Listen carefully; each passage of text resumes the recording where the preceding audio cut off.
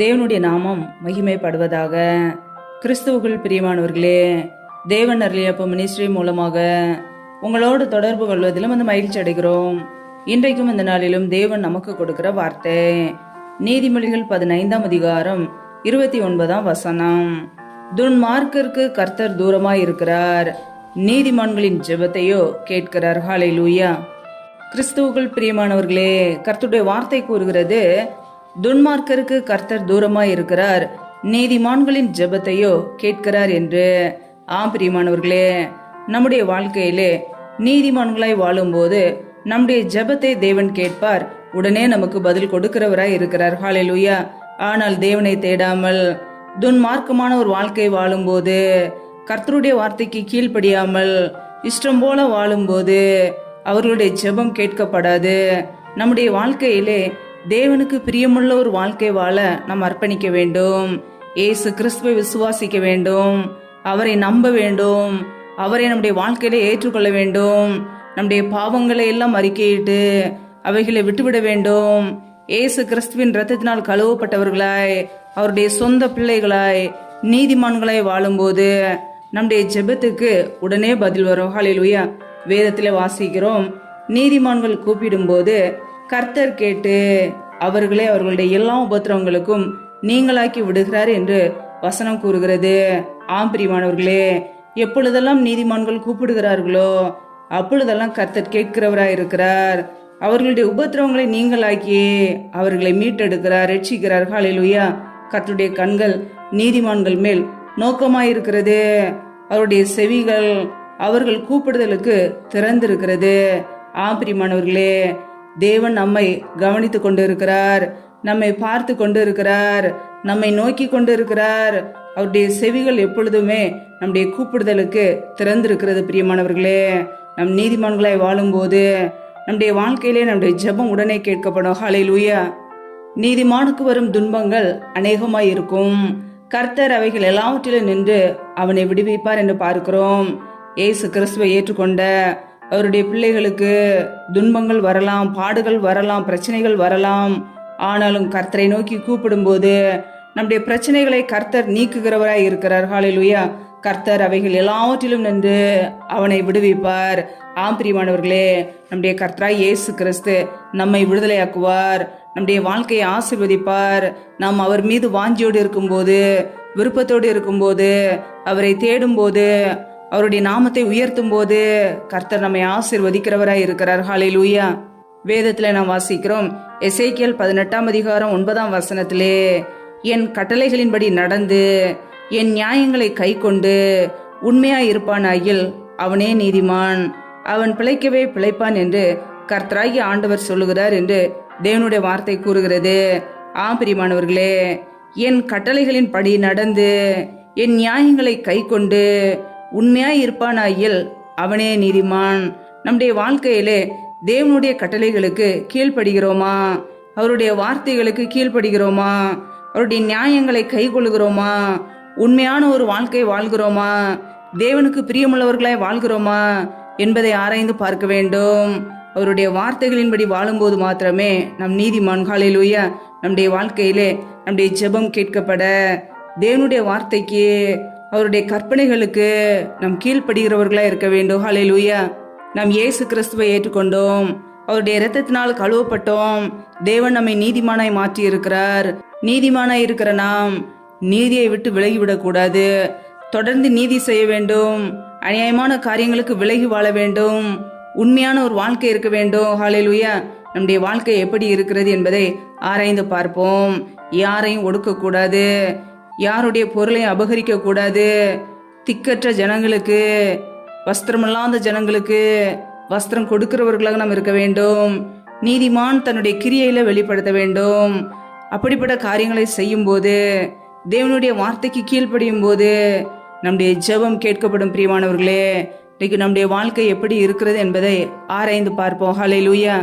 வேதத்துல நாம் வாசிக்கிறோம், லூக்கா 18ஆம் அதிகாரம் 13ஆம் வசனத்தை வாசிக்கும் பொழுது, ஆயக்காரன் தூரத்திலே நின்று தன் கண்களையும் வானத்துக்கு ஏறெடுக்க துணியாமல் தன் மார்பிலே அடித்து கொண்டு, தேவனே, பாவியாகி என் மேல் கிருபையாயிரும் என்றான். அவன் அல்ல, இவனே நீதிமானாக்கப்பட்டவனாய் தன் வீட்டுக்கு திரும்பி போனான் என்று பார்க்கிறோம். ஆம் பிரியமானவர்களே, தேவனுக்கு முன்பாக நம்மை அர்ப்பணிக்கும் பொழுது, தாழ்த்தும் போது, நம்முடைய குறைகளை உணர்ந்து, குற்றங்களை உணர்ந்து, தேவ சமூகத்தில் அறிக்கையிடும் போது கர்த்தர் நம்மை உயர்த்துகிறவராய் இருக்கிறார். ஹல்லேலூயா.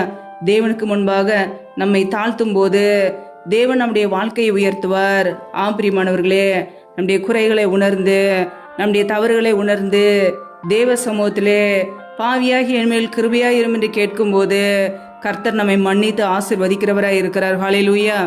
கர்த்தருடைய பிள்ளைகள் சோர்ந்து போகாமல் எப்பொழுதும் ஜெபிப்போம். கர்த்தருடைய பிள்ளைகளாய் வாழ்வோம். தேவனுடைய கட்டளைகளுக்கு கீழ்ப்படிவோம். இயேசு கிறிஸ்துவை ஏற்றுக்கொண்டோம். அவருடைய பிள்ளைகளாய், நீதிமான்களாய், நீதியான காரியங்களை விட்டு விலகாதபடிக்கு தொடர்ந்து நீதியை செய்வோம். தேவனுக்கு பிரியமுள்ள வாழ்க்கை வாழ்வோம். தேவன் நம்முடைய ஜெபத்திற்கு பதில் கொடுப்பார். ஹல்லேலூயா. என் நாமத்தினாலே எதை கேட்டாலும் அதை நான் செய்வேன் என்று வாக்கு கொடுத்திருக்கிறார். ஆம் பிரியமானவர்களே, கர்த்தராய் இயேசு கிறிஸ்துவின் நாமத்தினாலே நம் எதையெல்லாம் பிதாவிடம் கேட்கிறோமோ அதையெல்லாம் தேவன் நமக்கு கொடுப்பார். நிச்சயமாய் கொடுத்து நம்மை ஆசீர்வதிப்பார். நம்முடைய குடும்பத்தை பாதுகாப்பார். நம்மை ஆசீர்வதித்து உயர்த்துவார். ஹல்லேலூயா. நம்முடைய ஜெபத்துக்கு பதில் வருவதற்காக கர்த்தருடைய பிள்ளைகள் தேவ வார்த்தைக்கு கீழ்ப்படிந்து நடப்போம். துன்மார்க்கமான வாழ்க்கை விட்டு மனம் திரும்பி தேவ சமூகத்திலே அர்ப்பணிப்போம். கர்த்தர் நம்மோடு கூட இருந்து நம்மை வழி நடத்துவார். ஹல்லேலூயா. கர்த்தர் தாமே இந்த வார்த்தையின்படி உங்களை ஆசீர்வதிப்பாராக. ஆமேன். நம்மை நாமே தேவ சமூகத்திலே தாழ்த்தி அர்ப்பணித்து ஜெபிப்போம். ஜெபம். எங்களை அதிகமாய் நேசிக்கிற எங்கள் அன்பின் பரலோக தகப்பனே, மெய் துதிக்கிறோம், ஸ்தோத்தரிக்கிறோம். அப்பா, இந்த இரவு வேளைக்காக மெய் துதிக்கிறோம், ஸ்தோத்தரிக்கிறோம். ஒவ்வொரு நாளும் எங்களை பத்திரமாய் பாதுகாத்து ஜீவனோடு வைத்திருக்கிறீரே, அதற்காக நன்றி. அப்பா, எங்களுடைய தேவைகளை எல்லாம் சந்திக்கிறீரே, நன்றி. ஒவ்வொரு நாளும் எங்களை கரம் பிடித்து வழி நடத்துகிற அன்பின் தேவனே உமக்கு நன்றி செலுத்துகிறோம். இப்பொழுது இணைந்திருக்கிற ஒவ்வொரு குடும்பங்களையும் உடைய கரங்களிலே தாழ்த்துகிறோம். ஒவ்வொரு குடும்பங்களையும் ஆசீர்வதிங்கப்பா, பாதுகாத்து கொள்ளுங்க. பிள்ளைகள் செய்த தவறுகள், குறைகள், குற்றங்கள், நமக்கு விரோதமான பாவங்கள் எல்லாவற்றையும் மன்னிங்க. இப்படிய பரிசுத்த இரத்தத்தினால் கழுவி சுத்திகரிங்க. ஒவ்வொரு பிள்ளைகளையும் இப்படிய கரங்களிலே தாழ்த்துக்கிறோம். யாரெல்லாம் வேலை இல்லாமல் கஷ்டப்படுகிறார்களோ, பிள்ளைகள் படிப்புக்கேற்ற நல்ல வேலைகளை ஏற்படுத்தி கொடுங்கப்பா. தடைகள் எல்லாவற்றையும் நீக்கி போடுவீராக. ஏசு கிறிஸ்துவின் வல்லமெல்ல நாமத்தினாலே தடைகள் முற்றிலுமாக நீக்கப்படுவதாக. ரீபா காரா ஷேகே லாரா தட்டா தாராபா ரியாக்கபர சந்த ரதன ஹதுரபா ரீபா கேரே ஷேகே லாராதாராபா. தடைகள் விலகுவதாக ஏசு கிறிஸ்துவின் நாமத்தினாலே. ரீபா காரா ஷகரக துரி கரதரபலா. ஆவியானவரே, நம்முடைய சமூகத்திலே தாழ்த்தி அர்ப்பணித்து ஜெபிக்கிறோம். எந்தெந்த குடும்பங்களிலெல்லாம் கணவன் மனைவிக்கிடையே பிரிவினையோடு வாழ்கிறார்களோ, கர்த்தர் அந்த குடும்பங்களை சந்திங்கப்பா. குடும்பத்திலே குழப்பங்களையும் பிரிவினைகளையும் கொண்டு வருகிற பொல்லாத சத்துருக்களின் கிரியைகள் எல்லாம் இயேசு கிறிஸ்துவின் நாமத்தினால நீங்கி போகட்டும். கர்த்தரை ஆசீர்வதிக்க போற கிருபைக்காக உமக்கு ஸ்தோத்திரம். எந்தெந்த குடும்பங்களிலெல்லாம் திருமணமாகி நீண்ட நாட்களாக குழந்தை இல்லாமல் குழந்தைக்காக காத்திருக்கிறார்களோ, கர்த்தர் அந்த குடும்பங்களை ஆசீர்வதிங்கப்பா.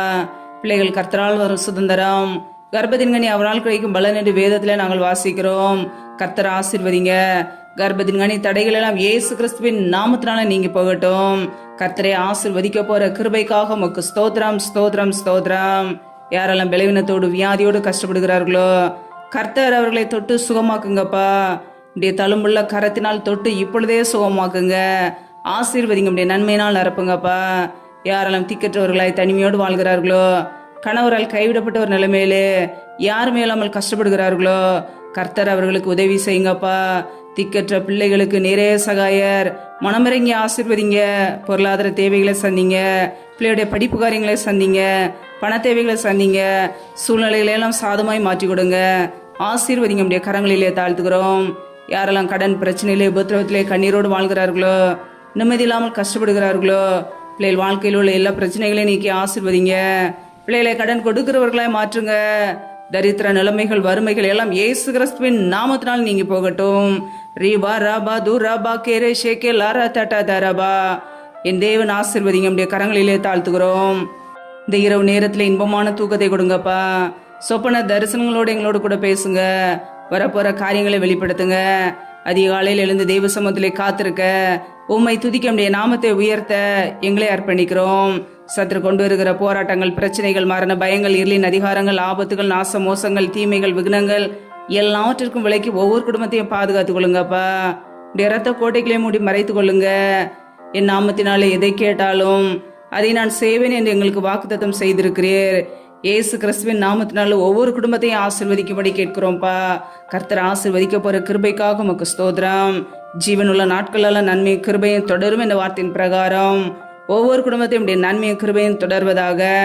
கர்த்தரின் ஆசீர்வாதம் ஐஸ்வர்யத்தை தரும், அதனோட வேதனையை கூட்டார் என்ற வசனத்தின்படி ஒவ்வொரு குடும்பத்தையும் ஆசீர்வதிங்க. இப்படி நன்மையினால் நிரப்புங்க. எந்த வேதனைகளோ கண்ணீரோ பிள்ளையோட வாழ்க்கையிலே தொடரக்கூடாது. ஆசீர்வதிங்க. அப்படியே கரங்களிலே தாழ்த்துக்கிறோம், முற்றிலுமாக அர்ப்பணிக்கிறோம். நீரே எங்களுக்கு பாதுகாப்பு, நீரே எங்களுக்கு அடைக்கலம். நாங்கள் நம்பி இருக்கிறவன் நீர் ஒருவர் மாத்திரமே. உடைய சமூகத்திலே தாழ்த்தி வெறுமையாக்கி ஜெபிக்கிறோம். எல்லா துதி கன மகிமையெல்லாம் ஒருவருக்கே செலுத்துகிறோம். இயேசு கிறிஸ்துவின் மூலம் ஜெபிக்கிறோம் ஜீவனுள்ள நல்ல பிதாவே, ஆமேன்.